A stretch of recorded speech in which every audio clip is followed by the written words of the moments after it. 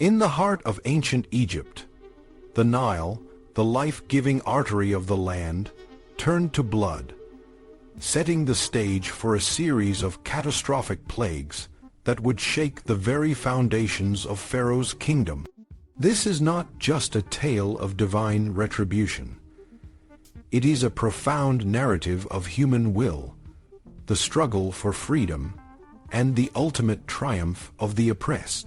The story of the Exodus, as told in the Hebrew Bible, is a powerful reminder of the lengths to which people will go to secure their liberty and the depths to which a ruler will sink to maintain his control. The plagues that befell Egypt were not random acts of nature, but carefully orchestrated demonstrations of God's power. Each plague was a direct challenge to the gods and the authority of Pharaoh, the self-declared divine ruler. The first plague, where the waters of the Nile turned to blood, was a direct affront to Hapi, the god of the Nile. The river, which was the lifeblood of Egypt, became a source of death and decay. The Egyptians, who relied on the Nile for their survival, were forced to dig around the river to find clean water. A humbling task for a civilization that saw itself as the pinnacle of human achievement. The second plague, the infestation of frogs, was a mockery of Hecate, the frog-headed goddess of fertility. Frogs, normally a symbol of life and abundance, became a nuisance, invading every corner of Egyptian homes and temples. The third plague, lice, was an attack on the cleanliness and purity that the Egyptians valued so highly. The fourth plague, swarms of flies, was a direct challenge to Khepri, the god of the rising sun, who was often depicted as a scarab beetle. The flies were not just a nuisance. They carried disease and death, further undermining the health and well-being of the Egyptian people. The fifth plague, the death of livestock, struck at the economic heart of Egypt. Cattle, sheep, and other animals were essential for agriculture, transportation, and trade. The loss of these animals was a severe blow to the Egyptian economy, and it began to erode the confidence of the people in Pharaoh's ability to protect them. The sixth plague, boils, was a visceral reminder of the power of the Hebrew God.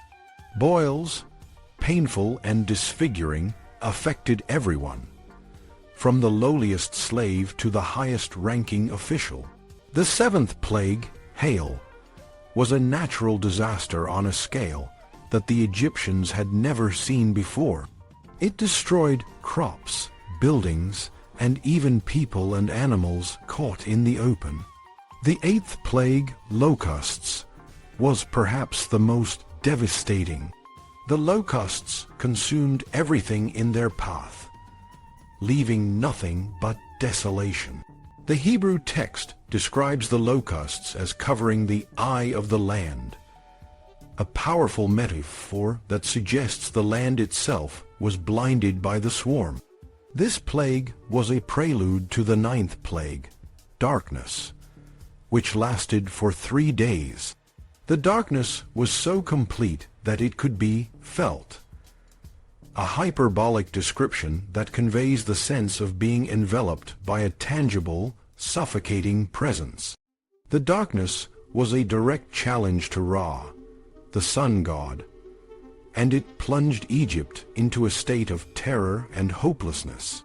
Throughout these plagues, Pharaoh's heart remained hardened. Despite the mounting evidence of God's power, he refused to let the Israelites go. His stubbornness was not just a matter of pride. It was also a matter of national survival. The Israelites were a significant part of the Egyptian workforce, and their departure would have a profound economic impact. Pharaoh's courtiers, however, began to see the folly of his resistance. They pleaded with him to release the Israelites, warning that Egypt was on the brink of total disaster. Pharaoh, torn between his pride and the well-being of his kingdom, wavered but ultimately refused to yield. The final plague, the death of the firstborn, was the most terrifying of all. It was a personal and direct attack on every household in Egypt, from the royal palace to the humblest hut. The Hebrew text describes the great outcry that swept through the land, a sound of grief and loss that echoed through the night. This plague was the last straw for Pharaoh. He finally relented and ordered the Israelites to leave, even offering to provide them with sacrifices. But Moses, sensing the urgency of the moment, refused to leave any of their possessions behind, insisting that the Israelites would take everything they needed with them. The Exodus was not just a physical journey. It was a spiritual and psychological liberation. The Israelites, who had been slaves for generations, had to learn to trust in a God they had only heard about through their ancestors. They had to overcome their own doubts and fears, and embrace the promise of a new land and a new beginning. The story of the Exodus is a testament to the human spirit's resilience and the power of divine intervention. It is a story that has inspired countless generations and continues to resonate today. In the end, the plagues and the Exodus were not just about the liberation of a people.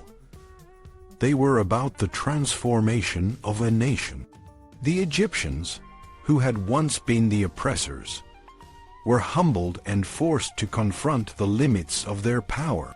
The Israelites, who had been the oppressed, were empowered and given a new sense of identity and purpose.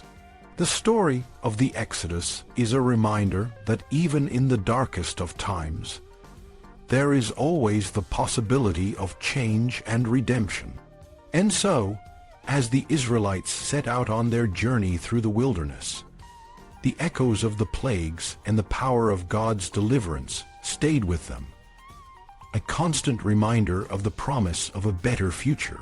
The story of the Exodus is a story of hope, a story that continues to inspire and challenge us to this day.